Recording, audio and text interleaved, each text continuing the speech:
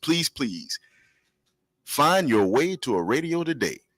Make your way to our page on YouTube. Make your way to our page on Facebook. Make your way to the Voice of the People, because we have a treat today, folks. We have a special treat today on a very special show. Call us in 727-637-2416. That's 727-637-2416. King Jab is the Voice of the People. King Jab, what you got for us today, brother? Hey, man, how y'all doing today? We up in it. We got a very, very, very special guest today. We got Dream back in the building today. Yes, sir, It's an exciting Thursday. Got a lot of movement going on. We got a lot going on in our world. And we're going to discuss a lot of these things with my guest today. So we not going to eat up a lot of time. We're not going to do sports today, Dream. I'm sorry, brother. No, that's cool. I know you was ready. So I think that Mr. Holmes, how you doing this morning? Before we do your intro, before we do your intro, I want to do the book of the day. We have a segment that we do called the book of the day. And this is when my brother dropped knowledge on his vast knowledge of his readology. And King Jab, we're going to keep a running list of words, brother. And we're going to I drop a new one on you because you know what I mean? I drop a new one on you, man, every time. So, I want to see. I don't know what he's going to talk about, but I just feel like it's going to lead right into our interview. Very much. So I'm going to let him do the book of the day. Then we're going to go right into our interview. All right. Good morning. The book of the day is by Peniel Joseph. That is Dr. Peniel E. Joseph, the historian. The book is called Stokely, A Life. You know, whenever we reflect on the book of the day, King Jab, when we spoke yesterday, we talked about how we're the proverbial edge of the spear. Tip of the spear when it comes down to a lot of the subjects that affect America, the world, and particularly Africans in America today. This book, Stokely A Life by Dr. Peniel Joseph, is one of the absolute best biographies of a man who not only shaped this community, when I mean Tampa Bay, but a man who shaped Black culture in the introduction of the word and the concept and the phrase and the ideology behind Black power. It was at a rally in Greenville, Mississippi, when approached by individuals of the media, this young man from Howard University, HBCU, a student, New York, who stood up and said, we want, quote unquote, Black power. Absolutely. Now, the local tie to this is that when a man named Joseph Waller, a SNCC organizer in the early 1960s, tore down a racist mural that was in City Hall and was arrested, the Student Nonviolent Coordinating Committee sent their chairman to rally individuals who actually participated in a demonstration on the behalf of the freeing of Joe Waller at that time, the person who became Chairman O'Malley Taylor, that was led by none other than Stokely Carmichael. Stokely Carmichael, the individual here, Dr. Kwame Ture, as he was for the majority of his life, was not only a Pan-Africanist. He was not only a mobilizer. He was not only an organizer. He was not only the prime minister of the Black Panther Party for self-defense in the United States, but he was also a scholar, a historian, a fighter, and to the bone, an African. This book, Stokely, A Life, covers this person. And the image of Carmichael, the image of Dr. Kwame Ture, is often associated with what people call rioting, what people call burning, burn, baby, burn. But we should really look into what was being said and what was being taught by our brother, by the organizations that he participated in his life in and with. Why? Because he said three things on his deathbed before he left to go visit the Egungun. You know what those three words were, King Jab? What was that? Drop it on me. Organize, organize, organize. He said, we're not outgunned. We're not outmanned. We are out organized. That sounds like Jabbar. Come on now. That sounds like Jabbar. So when we study our past, it shows us the blueprint for our future. We were just speaking, King Jab, the other day when you said, listen, when you look at Project 2025, if you're reading a history book, You're seeing Germany of the 1930s. You're seeing the United States of the middle part of the 20th century when you had the white citizens councilors. What did I describe it as? A manifesto. A manifesto. This is what you're seeing. Well, in order to defeat fascism, we have to study anti-fascists. And it was Fred Hampton that said that if we don't defeat fascism, fascism will defeat us all. Please grab the book by Peniel Joseph, Stokely, A Life. And we will reference this book frequently, especially as we look on to the state extrajudicial killings of African people in their homes, like the killings of our sister Massey by the hands of the pigs that took her life. Hey man, well, let's do a moment of silence real quick for Sister Massey.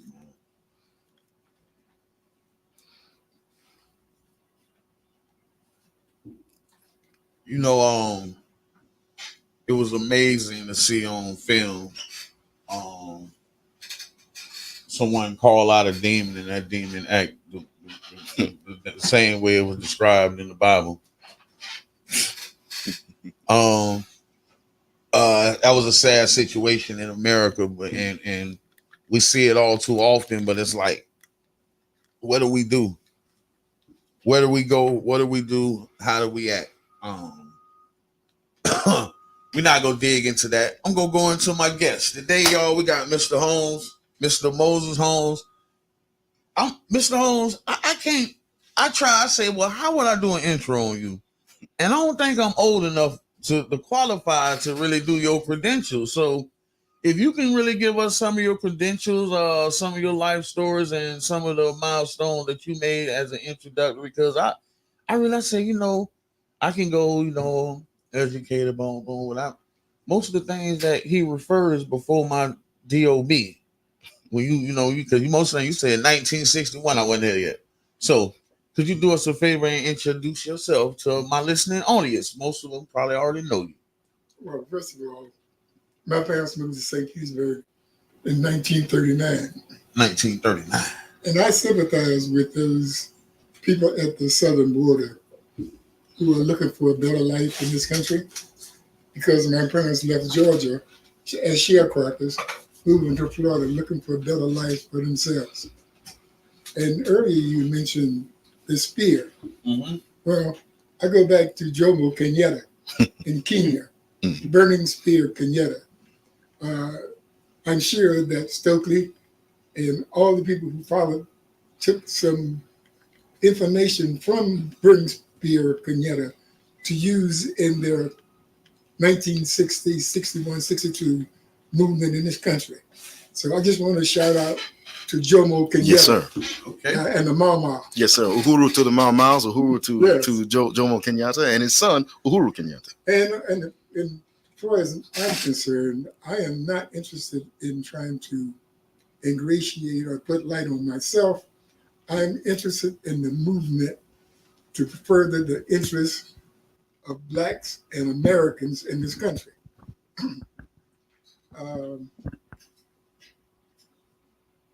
I was in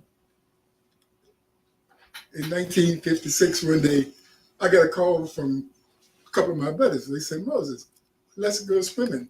I said, only if we go into spa. So those two guys were Eugene Richardson and David, I can't remember David's last name. Isom. David Isom. Mm-hmm. So we went down to Spa Beach and we swam. Okay. We came out, police, cameras, everybody was there. Mm-hmm. We said no comment because we had already made the statement we wanted to make. Mm-hmm. After that, Spa Beach was closed.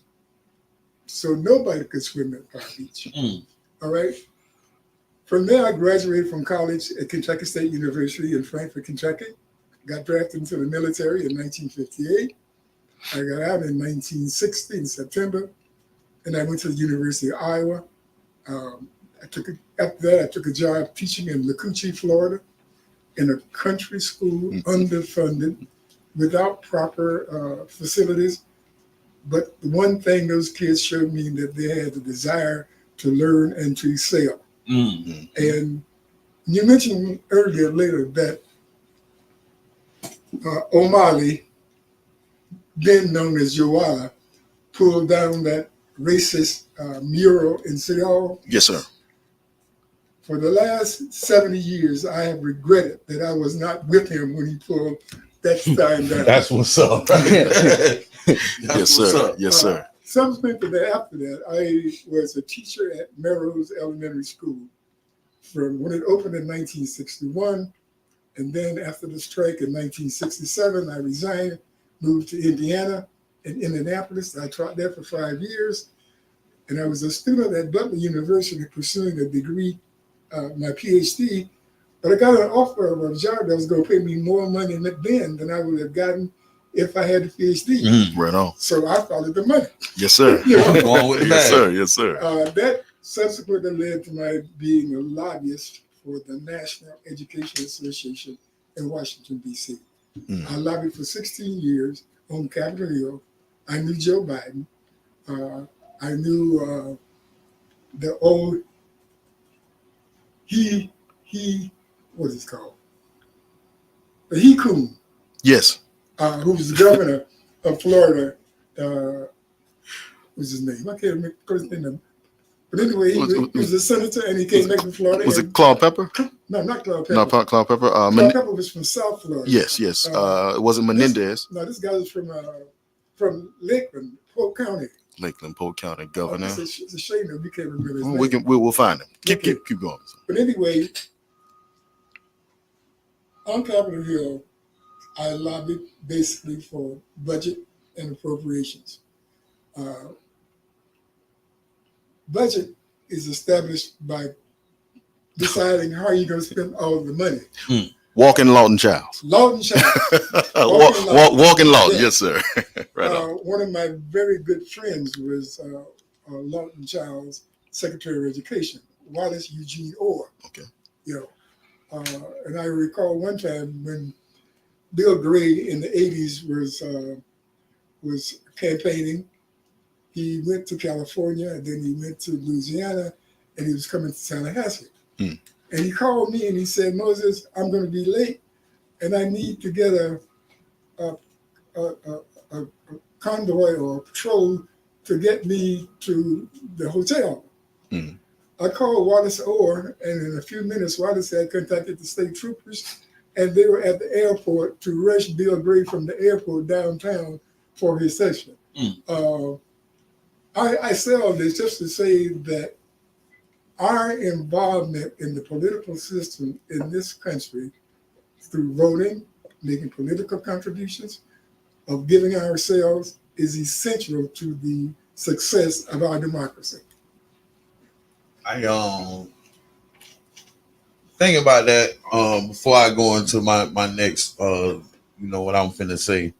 I believe that you can beat Biden and go ahead, Bo. After I retired from the NEA, I came back to Florida in 1996. Okay. There was a property on 18th Avenue and 16th Street for sale. It had been boarded up for 7 or 8 years, and I often wonder why somebody didn't buy that property. So finally, I decided that I'd buy it. All my friends said, no, man, that's a waste of time. It don't make sense. But I pursued and bought the property. I opened a car wash. I had a car wash, a Western Union. We did payday loans. And I met a lot of good people who, by some standards, were not good people. Come on now. I got a new education on 16th Street and 18th Avenue. Right on. And I still feel a deep sense of gratitude for my contacts and the experience of the people I encountered in that venue. So the doctrine came from 18th Avenue. That's when I opened the business there. That's the new education came from, new people. Yes. Because there were people who were in prison who were my friends who started to write me letters that caused me to go to the dictionary to define the terms they were using. Yes, sir. Yes, sir. A year earlier, they didn't know what those terms were. Right. But in prison, trying to write briefs for them to get a new trial out, they became educated. Exactly. Now, these people weren't supposed to be smart enough to be educated. Right on. But there are a lot of people in prison today who, if given the opportunity, could make significant contributions to our country. 100%. Absolutely. I actually believe that you can beat both Joe Biden and Donald Trump in golf right now. Because they was arguing about their golf game, so I'm putting my money on you. Like, Right on. we can go see them about that On a par three. On a par three. Yeah, make it 5-3 because at 88, I can't hit the ball like I hit when I was 45 or 35. But he can still hit better than all of us in here, guys. So. But I take you over them. I take you over them two. Well, the former president has a difficulty in counting. He has a difficulty in counting from 1 to 5. Gothams will know what I'm talking about. I get it. Most certainly. So it came a time, I want to speak on this. We was having a conversation, and the conversation I basically explained to you and told you that I was losing interest in voting. And you kind of went in on me. We had a really deep conversation that day, and you explained to me how you lived through the era of the fight for our rights to vote. And that meant a little bit more to me because I'm like, dang, you talking about these people fought for them, but when you got one sitting right here telling you I fought for it, it means much more. So can you let's touch on that. Why you feel like it's important for the vote in that conversation we had that day. Well, we were talking earlier, and somebody mentioned Frederick Douglass. Yes, sir. I just finished reading a book called The President and the Freedom Fighter. Mm-hmm. Frederick Douglass and Lincoln had different lives. One escaped enslaved person, and another a poor Kentuckian who rose to become the president of the United States. Between the two of them, through their interactions, which was not always pleasant, in the end, they both became friends. I don't mean political friends, but psychologically and culturally, they saw what this country should be in the future. I mention that only to mention that throughout the history of this country since 1865, African Americans have been put blocks between them and the voting booth. In Mississippi, they used to have a jar of beans. And in order to vote, you had to tell them how many beans were in the box. Mm-hmm. Why do you think they did not want Black people to vote? Because voting is power. Yes, sir. And as Dr. Otis Moss says, we have power. The vote is power, but we have to execute it. Yes, sir. I hope I've, in some way. You said exactly. Historically, there was something called Bilbo in the 40s in Mississippi. Mm-hmm. Bilbo said, it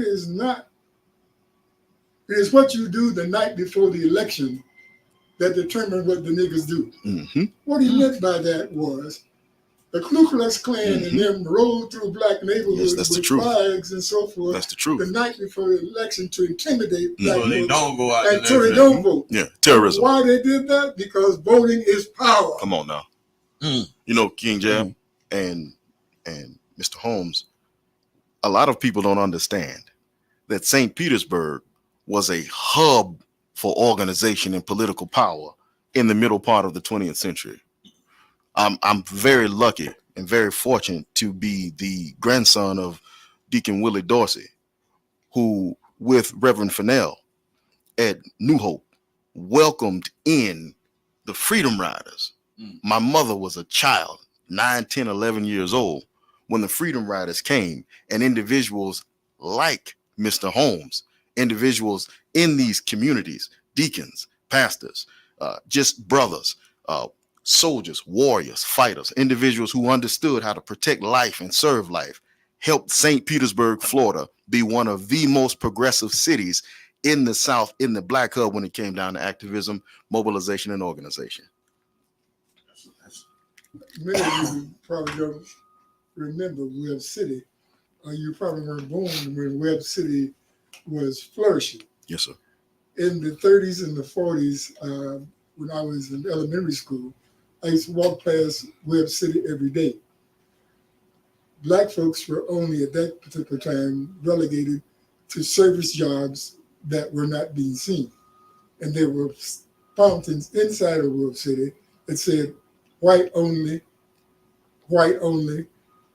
We used to go to the water fountain and say, gee, I can't tell the difference between this and water.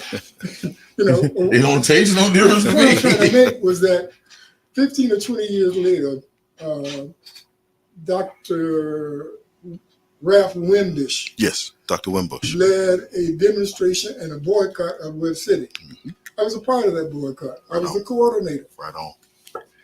And in 5 days, Webb City acquiesced and gave in and started to change the policies that had excluded Black Americans. Mm. If you don't know, in my opinion, Webb City was the first mall. Mm. You could buy anything you wanted from Webb City almost, except a car. That sound like a mall. Yes, sir. Sound like a mall. Very much so. Wow. So let's talk about the shift in the Democratic Party. What you think about Kamala? What you think about the shift?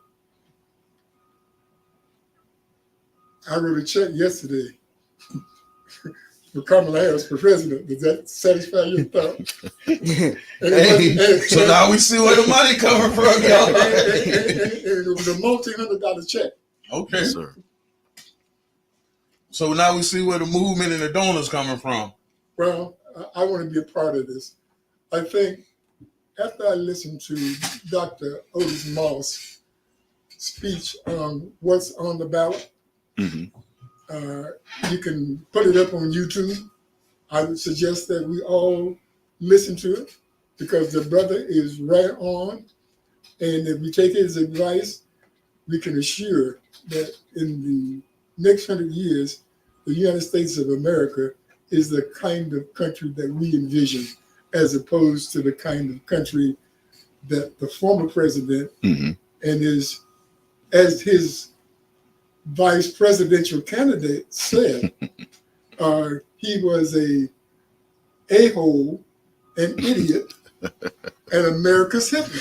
That's exactly what he said. And anybody who has studied Hitler in the 30s and 40s in Germany would have seen the parallels between the rise of Hitler and the former president. Yes, sir. I won't call his name, but you know what I'm talking about. Yes, sir. The telltale footprints of fascism. Yes. The same ones that brought Salazar to power in Portugal, the same one that brought Franco to power in Spain, and the same one who raised Mussolini and Adolf Hitler and Tojo in Japan.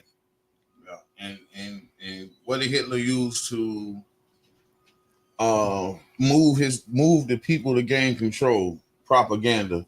Yes. And I think that's exactly what the other party is using right now. It's just all propaganda, it's all staged, and it's all calculated to be more of a show than you know what I mean? It's kind of like 3-card Molly, y'all. That's what I'm looking at right now. I see 3-card Molly, man. You ain't finna win. Well, you know, I just thought about the speech that I listened to last night with President Biden. And what I got from it is that character, humility, the sense of awareness for our brother and that we are our brother's keepers are the cornerstones of what our democracy puts forth. And if we adhere to those and respect and dignity, and let me say this. I know you didn't mention unions. Mm-hmm. Yet. Yeah. It's on its way, Ms. O. But as Dr. Moss said, and we all recognize, unions created the middle class in the United States of America. Unions gave us the 8-hour workday. Mm-hmm. unions gave us a retirement program for the years after we are unable to work. Mm-hmm. Why do you think the current, the past administration does not like unions? Unions help raise the level of incomes and style and living style of many millions of Americans. Mm-hmm. Initially, Black folks were denied access to unions, Mm-hmm. but today they can join unions. Mm-hmm. So we should be supporting unions and their efforts to raise the level of workers in this country. Thank you so very much for mentioning that, Mr. Holmes. Again, just brief station mention. This is 99.1 FM, WJM, 99 Jams, the Bird Care Fest, the radio. Call in and join us, 637-2416. We have a very, very, very special guest in, Mr. Moses Holmes, to share with us guidance, to share with us history, and to share with us wisdom. Please listen closely. This is a once and a lifetime interview. Please listen closely to what we're saying here today. Brother Jones, Brother Holmes, rather, you were speaking about organized labor and the labor union movement. And before we came on the show, you and I were having a fantastic conversation about the teacher strike of the late 1960s. I'm very, again, closely related. We came here, we talked long enough to find out who was kin. But my aunt, Sarah Thomas, Yes. took a large part in this teachers strike as an educator here, a Black educator in St. Petersburg. Could you please again explain to us the value of solidarity and organization when you're talking about organized movements for not just labor, but for any industry of production that individuals are working in, and solidarity when it comes down to negotiations? Well, before the strike, teachers strike in 1976, I think it was 76, there were two teacher organizations. There was a white teacher organization and the Black teacher organization. Okay. Now, a year before the strike, the two organizations basically merged. Now, I recall one day, an African-American woman, Lou Virginia Graves, came to me and said, Moses, we don't have enough Black men in the association. She said, I wish you would join and become a part. I agreed with Lou, and I became a part and became actively involved. When the strike came in 1966, I met two people. I met a lot of people, but among those people I met was Felice Benjamin and Lou Benjamin. Mm-hmm. We were all there trying to increase the amount of funding for teachers and students in the schools of Pinellas County. The strike was successful, but I was kind of upset. So after the strike, I resigned my job at Melrose and moved to Indianapolis, only to find myself involved in the teacher strike in Indianapolis 2 years later. But out of that strike, out of the strike in Indianapolis, I was given an opportunity to work for the EDA, and that's where I retired from the largest teacher union in the United States. At that time, we had 2.5 million members who could read and write. Hold on, I missed a stat there now. In that point, you had what? The NEA had 2.5 million members of our organization, which is basically a union, and they could all read and write. That was big back then. It's big now too. It's big now too, because they graduating our kids and they can't comprehend what they read, y'all. That's the truth. They cannot comprehend the books that they read. But you know, there's so much to be talked about. It is almost impossible in an hour's time to do the kind of justice to the issue we're talking about. Yes, sir. You know, but I'll do the best I can. Yes, sir.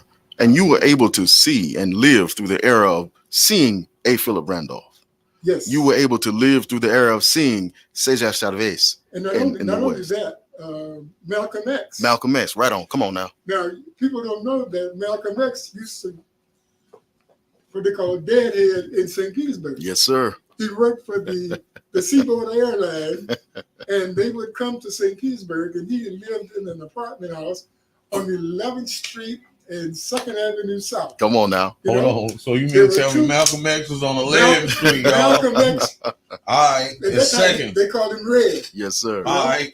Not only was that, there are so many historical figures Yes. that we can actually talk about who have had an impact or who have influenced current day thinking among African Americans. Yes, sir. 100%. Rich history in St. Pete, man. Come on Rich now. history in St. Pete. Rich history in St. Pete. Dream, you got any questions, man? Nah, I'm just taking this all in, You man. taking notes, okay? Yeah, I'm taking notes. I can dig it. We got a caller, y'all.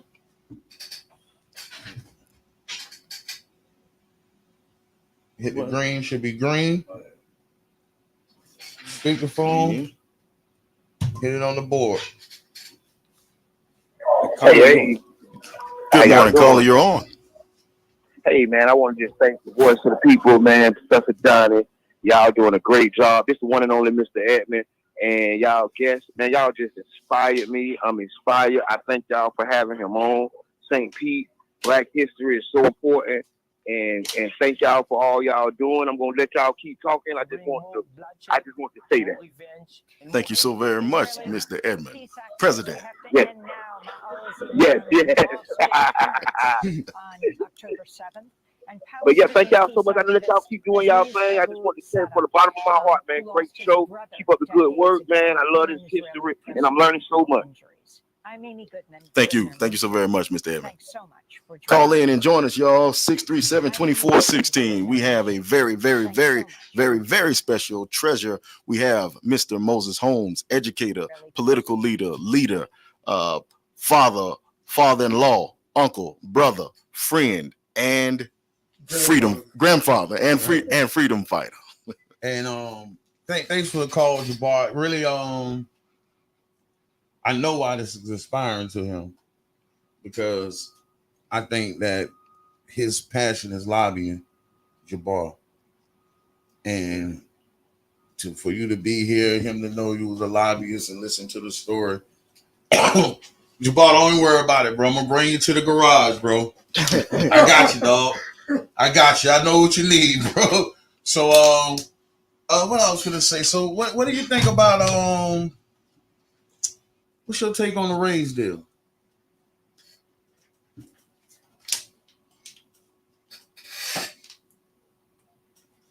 I'm opposed to putting public money into private enterprises. Go ahead and answer. Yeah, go ahead and answer. Go ahead, Ms. Long. I'm opposed to putting public money into private enterprises. Okay. The Tampa Bay Rays is a commercial, private business. However, Hello. Hey, caller, could you just hold very briefly? We're right in the middle of a statement given by Mr. Holmes. Could you please hold 1 second for us, caller? Yes. Okay, thank you so very much. the promises that were made initially when they used eminent domain to move all the brothers and sisters out of the gas plant area have never been fulfilled. Those people lost fantastic amount of money, and the people who inherited their property had made millions and millions of dollars. They will make billions of dollars today, and Black folks in this county, in my opinion, will not share in that wealth until we can be assured that Black folks who pay taxes and whose money will be spent in the billions of dollars that we spend is worth it. I'm opposed to it. Okay. Caller, you on there? We got a caller? Yes, I'm on the air. Good morning. Can y'all hear? Yes, good morning, caller. Go ahead. Good morning. I want to say that I'm very inspired by all the things y'all talking about this morning, but I just want to say that I don't think this time would ever come again for a Black woman to even have a chance to be a president. And I think that all women of all creeds now need to stand together and come out and vote. We can change history. I agree with you, man. But And I'd like to know in add, my heart that if all women stand on truth, we can make a change. Donald Trump can be moved. That's all I want to say. Awesome. Thank you so very much, caller. Thank you so very much. You had a retort, Mr. Holmes? not a retort, I agree with what she's saying, but I think that black women should be joined by black men. We need to step to the plate and support our sister and our sisters and our country. To say that we don't believe in politics is stupid. This is the time to put your shoulder to the wagon and push forward. Indeed. I think the complaint was, my complaint was, I don't want to vote for neither one of these old white men. So now you can't complain no more. You know what I mean? Now you can't complain. So I don't even know what to like. I think that people are finding different reasons to complain, and I think that we at this time we can focus on them. We can continue to try to push the message on them, but I think that along with the black women and men, we got to motivate these younger voters, Absolutely. these 18, 19, 20, 21-year-olds, and we need to motivate them and get them to understand the power in their vote, like we discussed. Their not voting really is not their fault. It's our fault. Agreed. For not passing on to them the need and the absolute essential participation that is required from every American to be involved in the political system. Mm-hmm. Voting is the first step. Money is the second step. You heard the old adage that money is the mother's milk of politics. Mm-hmm. It is. Kamala Harris and the Democratic Party will need money. We all need to do whatever we can, whether it's 50 cents, $50, $100, or $2 million. We ought to make these contributions and make sure that our shoulder is pushing the wagon forward. Yes. I think that as an educator who particularly deals with young people, I'm talking about between the ages of 18 and 21 in the university settings, I believe that the generation that is before their generation has the obligation now of righting a lot of wrongs and fixing a lot of problems. It's very difficult for someone to believe in anything that you have to say when you have been complicit in their destruction. Very, very difficult for someone to believe that. So when we're talking about young people becoming involved, we have to first repair the relationship that we have with young people. These are the same young people who went to our organizations and were molested. These are the same young people who were always told that they couldn't achieve anything. These are the same young people who were kicked out of class. These are the same young people who were called incorrigible.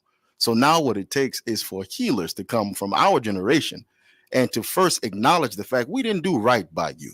And because we didn't do right by you, we still want you now to come and save our world.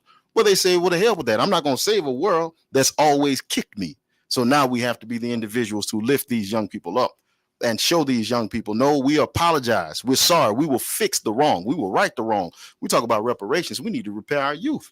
But we can't repair our youth with the same mentality that broke them. We have a caller? Yep. Caller, you on? Hello, good morning. Peace and blessings to all of you guys. Good morning. And King Jab, he is my brother. My name is Tanika, and this is such a blessing. I have the privilege and the honor of knowing Mr. Moses almost all of my life. And I thank you all for this type of conversation. It is easy for us to honor the dead, but I love that you guys are honoring the living with him on there. And what I am taking from this is that we need to support at grassroots level. We need to support with our voices. But most of all, Mr. Moses said he wrote a check. Clock that. So we need to support as Black people with our money as well, to support our emotions, to support our beliefs. And I just wanted to say that you guys are doing an amazing job, Mr. Moses. I love you to life. And keep doing it, Mr. Moses. You're looking younger every day. Right on, right on. Thank you so very much, caller. Who was that? I think she said her name was Tamika. I ain't even hear it, and I seen her I name. was trying to figure out who it was, and I couldn't even get the voice. But come on, man, you touch so many people, like it's impossible. But that's just one of the leaves that's on the tree. You know what I'm saying? And that's how it is. And she was the sister of King Jab, the voice of the people. Yep. Okay, that was Tamika. Right, Yeah. okay, all right. See, I can't hear you. I'm sorry, I ain't got no headphones. So Right I got you got another question, brother? No, sir. All right, so I got a chat question for you, Mr. Holmes. And it says, what do you feel about the current St. Pete administration and about the multiple condo developments downtown St. Petersburg? I really don't know enough about that to comment. Okay.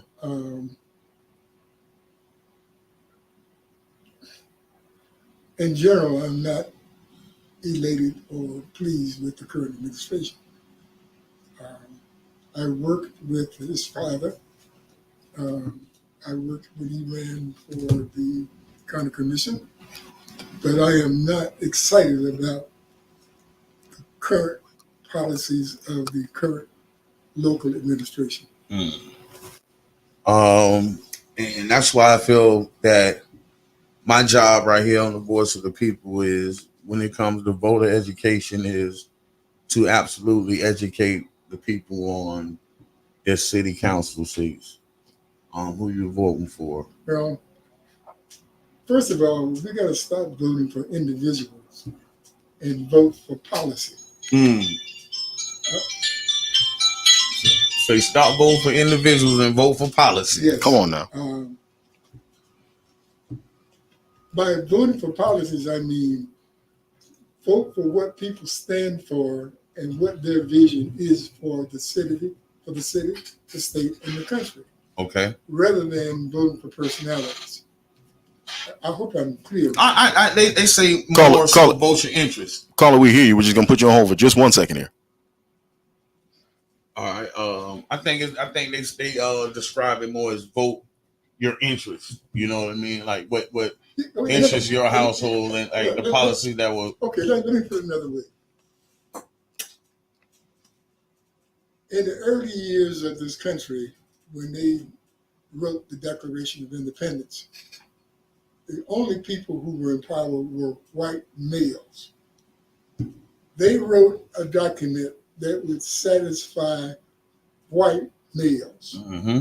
Women, blacks were not included in Indigenous Americans, yes. And not included, thank you for reminding me, we're not included in that. However, they designed a system that, if properly implemented, will raise the level of everybody. And that is the hope of America. Okay. You dig it. Caller, we ain't got long. Drop it to us. Go ahead, caller. You're on with us. Hey, good morning. Good morning. Good morning. This is Ada McFarley. I just want to shout out to Mr. Moses Holmes. My family has been friends with his family, and I thank you guys for everything you're pouring out this morning. I love this show. Well, thank you so very much too, Ma. Ma, I call you Mom, Ma, because me and Aaron. Ada is one of my former students. Fantastic. And shout out to Miss Ada. They have their own show here on the board on 99 Jam. I'm sorry, I don't know they slot, but they do have their own show, and they rocking with us here. So they do their own talk show. Right on. And we all family. You know, we trying to we driving the ship. Went from preschool to graduation with Aaron, man. We walked across the same stage from pre-K at P-Tech. At that time it's called the Votech. Across the stage at Bogus Stadium, man. Then both went to fam. So that's my girl. That's my girl, man. That's what's up. Mr. Holmes, we were speaking earlier, again, two history buffs. And we were pretty much fanboying history and showing that if you look at Reconstruction and you look at the end of Reconstruction, 1877, the compromise of 1877, or the Hayes-Tilden Compromise, we were looking at that and the impact of Florida and Florida politics in national politics. And briefly hint on the fact that history can be used to be a map, like Dr. John Henry Clark said, to show us our place on the map of human geography, a compass to tell us our social, political, and economic time of day, to tell us what we have done and where we've gone and where we still have to go to and what we still must be. If you could very briefly just hit on the role and the value of history and history education in becoming a more complete and intelligent and informed public. Well, first of all, let me say this. There was not a compromise of 1877. Okay. There was a setup of 1877. Right on. The North sold out the slaves or the enslaved people who were then free. Freedmen, yes, sir. They traded the presidency in 4 more years of leadership for the freedom and the rights of Black people in the southern states. Mm. They moved the troops out of the South who were there to protect and to ensure equality of opportunity for those Black people. Right on. That ushered in the Jim Crow Revolution. Have you read the book Complicity? Go ahead. Okay. Complicity, I can't recall who wrote it, but Complicity basically says that slavery and Jim Crowism could not have existed in the South if the North had not been complicit. That's the truth. Now, we must also say, and I am not anti-white. I know that there are some good white people, and there are a lot of good white people, and that we'd probably still be slaves if there had not been some good white people. Exactly. That the garrisons and the people who sheltered us in the Underground Railroad. Yes. And the Underground Railroad that went from Florida into Mexico. Yes, sir. Come on. Which we don't know about. Los Mescogos Negros. Yes, sir. Come on now. Come on now. All I'm saying is that we have to try, as Mr. Biden has been trying to do, to unite the country, to make us more civil, to listen to each other, to express our view, but to respect the view of our opponents, and to try to reach some kind of compromise so we can move the country forward. That's the truth. Hey, I think we can just end it right there, and because we is out of time. But I think that's a final note. I think we can end it just like that. We need to respect the views of each other. Do you have a final word, brother Johnny? Join us next week, 99.1 FM, WUJM 99 Jams, the Birdcast Rest Radio, King Jam, the voice of the people, every Thursday at 9 a.m. Eastern Standard Time for the baddest, coldest, bravest, and boldest show on your radio. King Jab is the voice of the people. Mr. Holmes, final word. We need to put our shoulder to the back of the wagon and push forward. We can all do that. It can be $5, $10, $20, $30, and we need to get involved. I want to be used to the maximum. Whatever I can do for the party and for the country and for our people, I am open. I'm retired. I can put my golf clubs down and do what I think is important. I've often wondered why I'm still here. And maybe this is why I'm here, to do something and to try to motivate our brothers and sisters to move forward and to never lose hope. Right on. My final word is right now is a time to look deep into yourself and realize and understand your love for Black women. I see a lot of back and forth rhetoric, and I see a lot that's going back and forth with mostly Black men talking about this situation. But examine your mother, your grandmother, your sister, your auntie. It has to be a positive Black female in your life. All of them can't be negative or the way that y'all put it out there to the media and to these people. So respect our Black women and examine in your heart, man, your love for Black women. That's it for this week. I thank y'all for y'all listening here. And we out, man. Drop us the commercial. WUJM, St. Petersburg, 99 Jams.